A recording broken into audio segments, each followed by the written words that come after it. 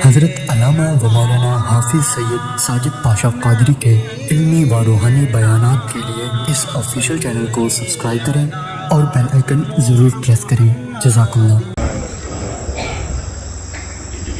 الحمدللہ رب العالمین والصلاة والسلام علی سید المرسلین وعلی آلہ واصحابہ اجمعین، اما بعد۔ رسول برکت کے لیے ایک بار ہم اور آپ مل کر آقائے کائنات مدینے کے تاجدار احمد مصطفیٰ محمد مصطفیٰ صلی اللہ تعالی علیہ وسلم کی بارگاہ میں بسملہ میں حضرت درود و سلام شامل کرنے پڑھی بآواز اللہم صلی اللہ سیدنا و شفیعنا و نبینا و مولانا محمد بارک وسلم صلاۃ و سلام علیک یا سیدی یا رسول اللہ۔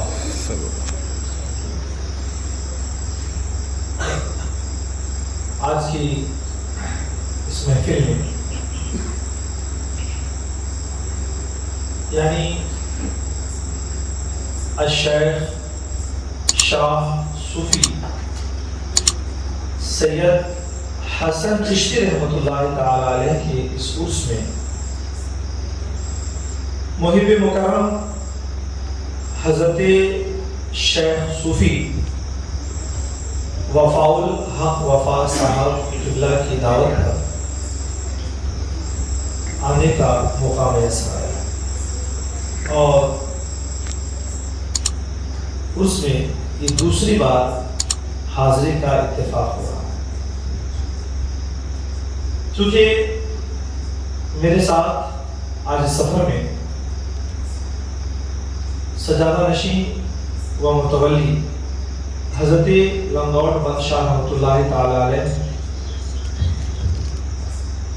حضرت شاہ منہاج الدین بادی صاحب بھی شریک رہے اور بالخصوص محب گرامی حضرت علامہ و مولانا محمد جاوید اختر مصباحی صاحب قبلہ بھی شریک سفر رہے، جن کا پرمغز خطاب آپ لوگوں کو سنا ہے۔ آج ہم لوگوں کے اس سفر کی قیادت حضرت علامہ و مولانا حافظ و قاری سید محمد ساجد پاشا صاحب جانشین خانقاہ عالیہ قادریہ اتوار شریف فرما رہے تھے، اللہ کریم انہیں سلامت رکھے اور مولا کریم ان سے دین متین کا خوب کام لے اور ہر طرح کے شر اور فتنوں سے ان کی حفاظت فرمائے۔ یہ میری سعادت ہے کہ میں اس عرس کی تقریب میں شریک ہوا ہوں۔ چونکہ کچھ گفتگو کرنے کا ارادہ نہیں تھا، لیکن چونکہ آواز دے دی گئی تو حاضر ہونا پڑا ہے۔ اگر صرف سلسلہ چشتیہ کے بزرگوں کے آراز کے حوالے سے اگر گفتگو کی جائے تو چونکہ ہمارے دکن کا ایک اپنا مزاج ہے، جہاں پر مناسب صندل مالی کہہ لیں، چادر و گلپوشی کہہ لیں، اور اس کے بعد محفل قوالی کہہ لیں، ان چیزوں کو عرس کی ترجیحات میں شامل کیا جاتا ہے۔ اللہ کرے اسے بھی بابت ہمارے پاس ان چیزوں کو اپنی ترجیحات میں شامل کیا جاتا ہے، لیکن دیگر سلاسل کے اگر بزرگوں کو چھوڑ بھی دیا، صرف سلسلے چشتیہ کی اگر بزرگوں کو لے لے تو شمالی ہند کا ایک مزاج یہ ہے کہ وہ مراسم اور قوالیوں کو ضمن شامل کرتے ہیں، خطابی پروگرام اور نعتیہ محفل کو اپنی ترجیحات میں شامل کرتے ہیں۔ یہ فرق جو ہے نا، آپ یہاں اور وہاں کے عرس میں محسوس کر سکتے ہیں، لیکن میں مبارک باری پیش کرتا ہوں اس بارگاہ کے سجادہ نشین حضرت وفا صاحب قبلہ کی خدمت میں کہ آپ نے اپنے عرس کو، اس والد گرامی اس بارگاہ کے عرس کو دونوں کا امتزاج بنا دیا ہے۔ یہ بڑی اچھی بات ہے۔ ظاہر سی بات ہے کہ قوالیوں کی محفل میں بہت ممکن ہے کہ حال کی کیفیتیں بھی آپ پر طاری ہو جائے، کچھ اشعار سنیں گے، مگر خطابات کے ذریعے جو اصلاح کی جا سکتی ہے، دل و دماغ کو جس طریقے سے جھجھوڑا جا سکتا ہے، یہ فضیلت صرف اسی محفل کو حاصل ہے۔ تو یقینی طور پر اپنے اس بارگاہ کے آراس میں یہ حسن پیدا کر دینا، یہ آپ کو خاص خصوصیت حاصل ہے۔ اللہ کرے کہ یہ سلامت رہے اور یہ محفل مزید عروج حاصل کرتے رہے۔ میں انہیں اس طور پر بھی مبارکباد دوں گا کہ صرف ایسا نہیں ہے کہ یہاں پر حضرت شیخ شاہ صوفی حسن چشتی رحمت اللہ تعالی علیہ کی بارگاہ بنا دی گئی، بلکہ حضرت وفا صاحب اللہ کی محنتوں و شفقت اور ان کی یہ دور اندیشی کہی جا سکتی ہے کہ بارگاہ سے متصل انہوں نے ادارہ قائم کر کے یقینی طور پر اس بارگاہ سے علم کے فیضان کو بھی پھیلانے کی کوشش کی ہے۔ یقینی طور پر یہ سلسلہ رہا تو آنے والے وقتوں میں ایک بڑے کام کی ہم امید لگا سکتے ہیں۔ اللہ کرے کہ آپ سلامت رہیں اور یہ مدرسہ مزید عروج پائے اور حضرت حسن چشتی رحمت اللہ تعالی علیہ کا روحانی فیض یہاں سے عام اور تام ہوتا ہے، ان کا روحانی فیض بھی ملتا ہے وہ ہے، اور اس وابستگی کو صرف رسمت بنا دے، بلکہ آپ مرشد برحق کے دامن سے اگر وابستہ ہو چکے ہیں تو آپ اپنی زندگی میں انقلاب محسوس کیجئے، تبدیلیاں محسوس کیجئے، اپنے آپ کو مذہبی ارتقاء کی طرف بڑھائیے۔ اگر آپ کو ایسا محسوس ہوتا ہے کہ ہماری عملی زندگی جیسے پہلے آپ کو عملی طور پر فرائض و واجبات و سنت کی طرف لے جا رہی ہے، اللہ اس کے رسول کے احکام کا پابند بنا رہی ہے، تو آپ سمجھ لیں کہ مرشد کا آپ کو فیض بھی مل رہا ہے اور آپ کی زندگی میں بڑا انقلاب بھی آ رہا ہے۔ لیکن ہم اس عملی تبدیلی کی طرف اپنے آپ کو متوجہ نہیں کرتے،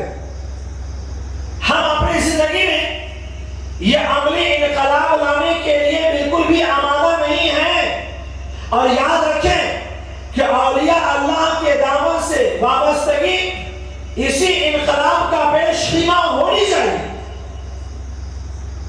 اور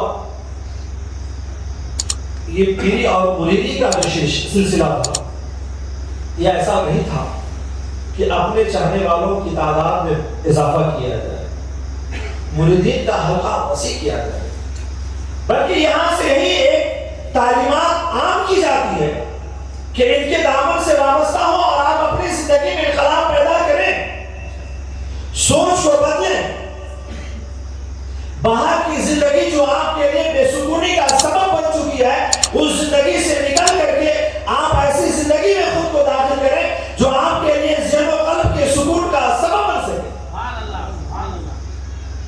اور اگر آپ نے اب تک یہ سکون حاصل نہیں کیا، ظاہر سی بات ہے دنیا کی الجھنوں نے، معاشی الجھنوں نے، اہل و عیال کی الجھنوں نے لوگوں کے دل و دماغ کے سکون کو مکمل طور سے چھین لیا ہے۔ انسان سکون کی تلاش میں بھٹک رہا ہے، اور شاید کہ یہی وہ خرقہ پوشوں کی محفلیں ہیں جہاں پر انسان مکمل طور سے ذہنی الجھنوں سے خود کو خالی کر کے کچھ دیر کے لیے اطمینان و سکون کی محفل میں بیٹھا۔ جب آپ نے روحانی طور پر اپنے آپ کو جب بزرگوں کے سپرد کر دیا ہے، صاحب سلسلہ کے سپرد کر دیا ہے، صاحب خرقہ پوش کے سپرد کر دیا ہے، تو آپ کو اپنی زندگی میں انقلاب محسوس کرنا ہوگا۔ صرف پیر کے فیض کو نہ تلاشیں بلکہ اپنے آپ کو فیض پانے کے لائق بھی بنائیں۔ خود کو پتھر بنا کے رکھیں گے اور اس سے اناج اگنے کی امید بھی رکھیں گے۔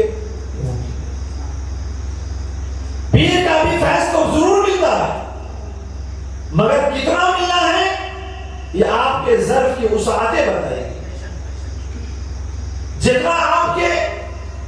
اندر انقلاب پیدا ہوگا اور عملی تبدیلیاں ہوتی چلی جائے گی،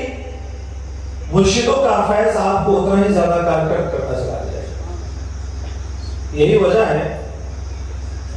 کہ حضرت امام راضی رحمت اللہ تعالی علیہ اتنے زبردست عالم کہ خدا کی وحدانیت پر 600 دلیلیں دیا کرتے تھے، اور یہ وہ دلیلیں جو قرآن و سنت کے علاوہ صرف عقلی دلیلیں ہوا کرتی تھی۔ لیکن جب نزاع کا عالم آیا تو شیطان پہنچ گیا اور خدا کی وحدانیت پر جب دلیل ماننے لگا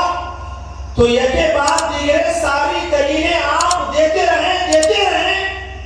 وقت ایسا آیا کہ لگا کہ اب شاید ایمان ہاتھوں سے نکل جائے، کیونکہ دلیلیں ختم ہوتی چلی جا رہی ہیں، اشکالات شیطان کے بڑھتے چلے جا رہے ہیں۔ ایسے عالم میں آپ کے پیر و مرشد حضرت علامہ فخر الدین رازی رحمت اللہ تعالی علیہ میلوں دوری پر وضو فرما رہے تھے، اور وہیں سے آپ نے لوٹا اٹھا کر کے پھینکا اور فرمایا فخر الدین کیوں نہیں کہہ دیتا کہ میں خدا کو بغیر دلیل کے ایک مانتا ہوں۔ اور پھر امام فخر رازی رحمت اللہ تعالی علیہ کی آنکھیں کھل گئیں اور سمجھ میں آ گیا کہ یہ بہکانے والا عالمی نظام شیطان میرے سامنے موجود ہے، مجھے اسے ہٹانے کے لیے اب یقین کی قوت دکھانی پڑے گی۔ ظاہر سی بات ہے کہ اتنے بڑے عالم کو ایک مرشد کا فیض مل رہا ہے۔ مرشد کا فیض کسے مل رہا ہے؟ جس نے اپنے آپ کو اس لائق بنایا بھی ہے۔ صرف اپنے آپ کو بارگاہوں سے وابستہ نہ کر لیں، عقیدت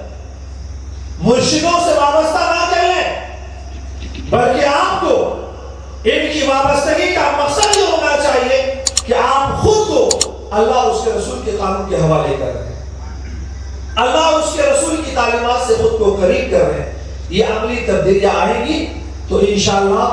مرشدوں کا فیض آپ کو ملتا رہے گا۔ لیکن اگر آپ کسی کے بھی دامن کرم سے وابستہ ہو چکے ہیں، لیکن اگر آپ کے اندر عملی تبدیلیاں نہیں آ رہی، کل بے نمازی تھے آج بھی بے نمازی ہیں، کل بھی فسق و فجور کے کام کر رہے تھے آج بھی فسق و فجور کے کام میں لگے ہوئے ہیں، کل بھی مالیاں ہیر پھیر کر رہے تھے اور آج بھی کر رہے ہیں، کل بھی غیروں کے حقوق مار رہے تھے اور آج بھی مار رہے ہیں، تو سمجھ لیجئے کہ آپ نے خود کو رسماً وابستہ کیا ہے جس کا آپ کو کوئی فائدہ نہیں۔ اسلام سے اللہ والوں سے وابستہ کیجئے اور پوری یقین و قوت کے ساتھ اپنے اندر عملی تبدیلیاں پیدا کیجئے، انشاءاللہ مرشدوں کا فیض بھی ملے گا، یہ دنیا میں بھی آپ کو بھلائی پہنچائے گا اور انشاءاللہ آخرت میں بھی آپ کو کام آئے گا۔ وآخر دعوانا الحمدللہ رب العالمین، السلام علیکم ورحمۃ اللہ۔ مزید ایسے ہی ویڈیوز دیکھنے کے لیے ویڈیو کو ابھی لائک اور ہمارے یوٹیوب چینل سید ساجد پاشا قادری کو ضرور سبسکرائب کر لیں اور بیل آئیکن ضرور پریس کریں تاکہ ہر نئی آنے والی ویڈیو کی نوٹیفیکیشن آپ کو ملتی رہے۔